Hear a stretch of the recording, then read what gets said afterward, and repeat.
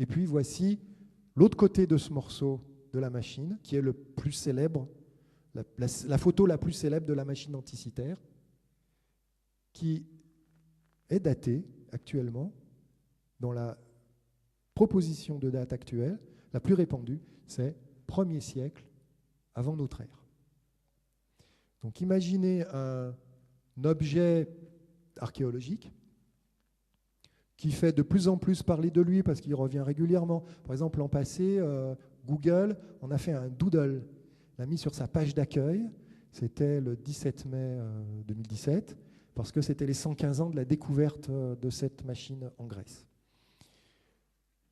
Alors, vous reconnaissez une grande roue d'horlogerie avec des plus petits engrenages à l'intérieur. Une radiographie de cet appareil qui a été faite dans les années 70. Alors, je ne sais pas si cette radiographie est très nette, mais il y a mieux depuis. Il y a des vidéos qui ont été faites, vous pouvez les retrouver sur YouTube, par exemple. On peut voir qu'il y a des assemblages d'engrenages qui sont extrêmement finement réalisés.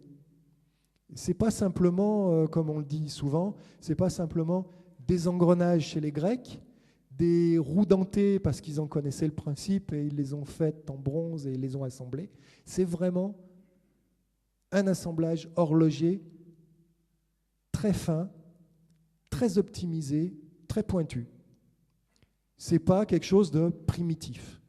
C'est vraiment une très belle réalisation, très optimisée et sans doute l'aboutissement de nombreuses autres tentatives pour réaliser un tel objet. Pour avoir une idée de la complexité, une trentaine d'engrenages, vous retrouvez donc la grande roue avec ses 4 rayons, et puis plusieurs petites roues et notamment un mécanisme sur lequel je reviendrai un petit peu plus tard, qui calcule le cycle de la Lune par rapport au Soleil. Donc il tient compte d'un autre cycle qu'on appelle le cycle de Méton qui, au bout de 19 ans, permet de revoir la Lune à la même phase et au même endroit du ciel par rapport au Soleil. Et surtout au même endroit du ciel par rapport aux étoiles. Tout ça, c'est réalisé avec beaucoup de finesse dans des plaques de métal de l'ordre du millimètre d'épaisseur, des plans d'engrenages qui sont jointifs, qui ne sont pas séparés comme dans les horloges traditionnelles par du vide, mais qui sont vraiment plaqués en millefeuille, on va dire. Certains rouages tournent autour de plusieurs axes concentriques. Par exemple, pour l'irrégularité de la Lune, on a 5 roues dentées qui vont tourner à 3 fréquences de rotation différentes sur le même axe géométrique. Donc, ce qui implique d'avoir des axes concentriques, comme la petite aiguille et la grande aiguille d'une horloge. On a vraiment des axes qui passent à l'intérieur d'autres axes. Donc, dans cette machine denticitaire, on a jusqu'à 5 roues qui tournent à des vitesses différentes sur des axes concentriques. Voilà une reconstitution du seul mécanisme complet qu'on ait pu reconstituer de cette machine, parce que, évidemment, il y a beaucoup de morceaux qui sont perdus, et la seule partie vraiment complète qui a pu être reconstituée, c'est le mouvement de la Lune et l'affichage des phases de la Lune. Il y a donc un circuit sur lequel je vais passer, je ne vais pas le détailler bien sûr, mais on a donc des engrenages et on a une restitution de la vitesse de rotation de la Lune autour de l'écliptique avec le Soleil ici, et puis un affichage des phases de la Lune par la rotation d'une petite sphère sur elle-même, donc avec un côté clair et un côté obscur, et lorsque cette petite sphère va tourner sur elle-même, on va voir les phases de la Lune. Donc lorsque la Lune est à l'opposé du Soleil, on va voir une phase claire, la pleine Lune, et lorsqu'elle sera du côté du Soleil, on verra la phase sombre, donc la nouvelle Lune. Donc on reproduit avec ce mécanisme les phases de la Lune, mais en plus en tenant compte de l'irrégularité du mouvement de la Lune, c'est-à-dire que la Lune elle se déplace de plus ou moins 6,5 degrés par rapport à sa moyenne, à son mouvement moyen, en avance ou en retard. Et donc, on a quelque chose de très très subtil dans cette représentation. Quelque chose qu'on va retrouver, par exemple, dans une horloge du XVe siècle, qui a été réalisée par Henri Arnaud de Sval, qui était hollandais, qui travaillait pour les ducs de Bourgogne, et qui a réalisé quelque chose de similaire. Donc il faudra attendre au moins, et encore, lui, il n'a pas le petit affichage de la Lune, hein, avec la face de la Lune. Ça, c'est ce diamètre, c'est 6 mm, cette petite Lune-là, c'est 6 mm dans la machine, pour vous donner un ordre de grandeur. Et l'axe, c'est 2 mm. C'est vraiment fin, c'est vraiment de l'horlogerie fine, de la micromécanique. Ça, c'est le mécanisme qui permet de calculer le déplacement de la Lune, donc 254 révolutions de la Lune pendant que le Soleil en effectue 19 ans. Pendant ce temps, on a 254 révolutions de la Lune. C'est ce qu'on appelle le cycle de Méton, parce que ça a été découvert dans l'Antiquité par un certain Méton, et qu'il avait d'ailleurs sans doute piqué aux Babyloniens, qui connaissaient sans doute aussi ce cycle. C'est utilisé par exemple pour la date de Pâques, ça a été utilisé beaucoup par les ecclésiastiques au Moyen-Âge pour calculer la date de Pâques, puisque vous savez, Pâques calculée à partir des phases de la Lune. Alors, petit détail amusant sur cette machine, la rotation de la Lune et du Soleil se font dans le sens horaire. Alors, c'est une petite bizarrerie, parce que quand on regarde le ciel, pour voir la Lune et le Soleil, pour voir les planètes, pour voir les astres mobiles, on se place en direction, dans notre hémisphère au sud, et on voit tout ça se déplacer dans le sens anti-horaire et non horaire, au fil des mois. Donc c'est une petite bizarrerie, mais comme c'est sans doute un horloger qui a conçu cette machine, c'est pas complètement aberrant qu'il l'ait fait tourner dans le sens des aiguilles d'une horloge. Bon. Et puis pour faire afficher les positions du Soleil et de la Lune, c'est une convention, c'est pas forcément, pas obligé de suivre ce qu'il y a dans le ciel, mais c'est marrant, c'est quand même bizarre. Voilà à quoi pouvait ressembler, ça c'est une petite restitution que j'ai essayé de faire à partir de différents documents. À l'avant, donc on a ce que je viens de vous montrer avec la face de la Lune, les positions du Soleil et de la Lune, et le zodiaque, bien sûr, avec les signes du zodiaque écrits en grec, et un calendrier égyptien, mais écrit en grec lui aussi. Sur l'avant de la machine et sur la porte, il y a plein d'inscriptions écrites en grec qui ont été déchiffrées. Ça a pris beaucoup de temps, mais elles ont été publiées l'an passé. En 2016, il y a un livre qui est sorti sur les inscriptions et où on peut donc lire. C'est fragmentaire, bien sûr, il y a des trous dans le texte, mais on peut lire le texte en grec traduit et c'est un mode d'emploi. C'est une description de la machine et son mode d'emploi.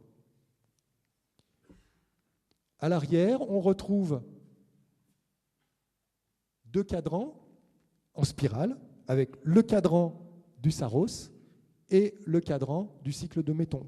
L'un fait 18 ans et l'autre 19 ans, avec à chaque fois des petites cases qui ne sont pas représentées ici, que vous avez vues tout à l'heure, avec toutes les lunaisons qui suivent la spirale. Alors, est-ce que, vous l'avez compris, c'est une machine extraordinaire. Il y a même un reportage qui l'a surnommée la fabuleuse machine anticitaire, parce que c'est vraiment quelque chose d'extraordinaire. Je dirais au sens zététique du terme, c'est vraiment extraordinaire. C'est-à-dire qu'on a quelque chose qui sort de tout ce que l'on connaît, de tout ce qui a pu être fabriqué, qui est connu de l'Antiquité. Est-ce qu'on a résolu le problème? Est-ce qu'on a compris? Évidemment, on a compris depuis les années 2000. Ça, c'est un groupe de recherche international qui a fait ses travaux, qui a scanné la machine, qui l'a fait tourner sous toutes les coutures et qui a fait passer des rayons X à travers et qui a permis de comprendre comment elle fonctionnait. Donc tout ce que je vous ai raconté là jusqu'à maintenant, Ces résultats qui ont été publiés dans Nature d'ailleurs et qui ont permis de comprendre presque complètement tout ce que les engrenages connus de la machine pouvaient faire. Donc on sait comment elle fonctionnait. Et puis la plupart des inscriptions grecques ont été déchiffrées, du moins ce qu'il en reste, et tout ça est assez bien compris. Si vous allez à Athènes, elle est exposée au Musée national archéologique d'Athènes, et vous verrez un petit film, où on vous représente le modèle. Alors, vous voyez que c'est quelque chose, c'est de l'horlogerie fine, hein, ça ne fait aucun doute, ça se voit sur ce modèle qui est très bien fait, mais où aussi j'attire votre attention sur le fait qu'on a un petit peu poussé le bouchon et où on a représenté toute une partie, pratiquement, enfin peut-être plus de la moitié des engrenages visibles qui sont complètement inventés. C'est-à-dire que c'est comment on aurait pu représenter des planètes avec cette machine, comment on aurait pu intégrer le mouvement des planètes avec leur rétrogradation, leur mouvement sur le zodiaque, de recul, etc. À l'époque, dans une vision géocentrique. Tout ça, c'est très compliqué, ça a fait l'objet d'un tas de publications, mais qui partent de quelques suppositions. C'est comment on aurait pu faire, comment on pourrait faire pour reproduire ces mouvements. Tout ça, ça fait partie de la vidéo que vous pouvez voir à Athènes, mais tout ça, c'est de la reconstitution complètement spéculative. C'est quand même, faut quand même le dire. Parce que tout ce qu'on a retrouvé, c'est uniquement la Lune, et puis un peu de Soleil, mais on n'a pas retrouvé le pointeur du Soleil, ni le mécanisme complet pour le Soleil. Donc ça reste des suppositions. Par exemple, on ne sait pas si dans cette machine, on a représenté l'irrégularité du déplacement du Soleil dont j'ai parlé au tout début de l'exposé. Alors vous avez ici, par exemple, un extrait de l'épigraphie, donc des lettres écrites en grec, et vous avez un des modèles construits pour représenter cette machine. Alors, est-ce qu'on a pu dater précisément cette machine? Une des méthodes de datation, et ça c'est sorti dans la presse, c'est d'utiliser les éclipses. C'est de regarder ce cadran. Alors la moitié du cadran, puisque n'en a survécu que la moitié, avec sa liste d'éclipses, et puis de comparer avec des éclipses réelles, puisqu'on sait les calculer de nos jours. Même les éclipses qui ont eu lieu il y a 2500 ans, 2000 ans, on sait les recalculer avec les logiciels actuels. Et si on fait un ajustement statistique, on peut trouver un des meilleurs ajustements possibles à l'époque, et qui nous fait remonter à moins 203. Alors, moins 203, c'est la date de la première éclipse du cadran qui pourrait coller avec une éclipse réelle. Alors, sur le graphique ici, sigma, c'est la lettre grecque sigma qui signifie sélénée, donc c'est la Lune, c'est une éclipse de Lune qui a lieu sur la 20e lunaison du cadran du Saros, qui en compte 223. Et puis, vous avez H pour Hélios. Ici, on a une éclipse de soleil, donc, sur le 25e mois du calendrier du Saros. Et puis, comme on a aussi des heures qui sont inscrites sur la machine, eh bien, c'est facile de comparer les heures réelles les heures calculées pour les éclipses avec les heures affichées sur la machine. Moyennant quelques ajustements, élimination de données trop aberrantes, etc., on arrive à trouver une correspondance autour de moins 203, ce qui fait que dans la presse, on a dit la machine anticitaire est datée et elle est plus ancienne qu'on ne le pensait, parce qu'au départ on pensait qu'elle était du 1er siècle avant notre ère, et on l'a datée de 200 avant notre ère, donc 2e siècle avant notre ère. Ça rapprocherait même sa date de fabrication de la vie, ou plutôt de la mort, d'Archimède, dont on sait qu'il fabriquait des mécanismes. Donc pourquoi pas une fabrication inspirée d'Archimède ou dans la suite, dans la lignée des fabrications des modèles d'Archimède, dont on n'a retrouvé d'ailleurs aucun exemplaire. Et les textes sont très très flous sur les fabrications des mécaniciens de l'époque. Donc pourquoi cette machine ne serait pas les restes de la mécanique de l'époque, mais mécanique, j'insiste, extrêmement sophistiquée, sans rapport aucun avec tout ce que l'on connaît de l'Antiquité. Ce qui veut dire que si cette machine est vraiment datée de cette époque-là, c'est une vraie révolution. On a vraisemblablement, si c'est le cas, une filière technique qui s'est développée à l'époque, qui est extrêmement pointue, qui permet de faire de l'horlogerie typique de ce qui s'est fait, par exemple, à partir du XVIe siècle. Donc c'est vraiment une révolution. Ce n'est pas simplement, je le répète, quelques engrenages. Le principe utilisé par les Grecs, c'est vraiment de l'horlogerie fine. Le problème avec la datation astronomique, c'est qu'on peut obtenir le même résultat au XVe siècle. Donc on n'a pas la preuve, avec ces procédés de calcul astronomique et de comparaison des éclipses, on n'a aucune preuve que la machine est bien antique. Il faut supposer qu'elle est dans l'Antiquité, qu'elle se situe dans l'Antiquité pour faire ce genre de calcul, pour dire, voilà, on a une date probable de fabrication, c'est parce que ça colle mieux avec cette liste d'éclipses. Mais si vous voulez être plus large et dire, ben voilà, on va chercher des éclipses qui correspondent dans toute la période de l'Antiquité jusqu'à nos jours, on pourrait en trouver, il y en a plusieurs, hein, mais là, je prends un exemple, on pourrait en trouver une au XVe siècle. Donc cette méthode-là ne permet pas de dater. Donc ce n'est pas une preuve, ici je ne vous avance pas une preuve qu'elle date du XVe siècle, mais on ne peut pas avancer non plus de preuve avec ce procédé-là qu'elle date du IIe siècle avant notre ère. On est toujours dans l'ajustement statistique, on est dans ce que les anglo-saxons appellent la best fit hypothesis, mais on n'a pas de preuve, on ne prouve rien. On est dans du spéculatif et on a quand même pas mal tripatouillé les données. Alors, est-ce que l'énigme est résolue? Eh bien, toujours pas. Et j'ai envie de dire, de faire une petite liste des problèmes qui se posent et qui restent à résoudre pour cet objet. Et je pense qu'on n'a pas fini de chercher et d'en entendre parler de cet objet. On n'a pas de datation absolue disponible. Il y a beaucoup d'objets qui sont datés, on est sûr qu'ils datent telle époque parce qu'on a fait du carbone 14 ou qu'on a fait de la céramique, on a des méthodes qui nous permettent de les dater, de savoir en tout cas d'où elles proviennent, quelle est la composition et comment trouver une époque. Ça n'existe pas pour cet objet. On n'a pas non plus d'analyse systématique de composition. On nous dit que c'est du bronze. Il faudrait le prouver. On a une filière technique qui est inconnue à l'époque, hellénistique. On n'a pas fait d'archéologie expérimentale. Alors l'archéologie expérimentale, c'est quoi? C'est d'essayer de faire comme à l'époque. C'est-à-dire, on a un objet, on essaye, par exemple, on a un outil en pierre ou un outil en silex, eh bien, on essaye de faire pareil, de trouver les gestes pour reproduire cet objet. Quelle technique, quelle industrie on avait à l'époque pour faire l'objet qu'on a sous les yeux. Ici, bien qu'on fabrique pléthore de modèles de cette machine avec des technologies modernes, on n'a pas réussi pour le moment à fabriquer une machine anticitaire avec les moyens connus de l'époque hellénistique et avec les matériaux comme le bronze par exemple. Ça n'a jamais été fait. Et puis, dernier point sur lequel je voudrais attirer votre attention, et c'est là où moi je vais m'avancer un petit peu, mais tout en pouvant me rétracter par la suite si jamais on me prouve le contraire, il y a une forte similitude avec des objets de la fin du XVIe siècle.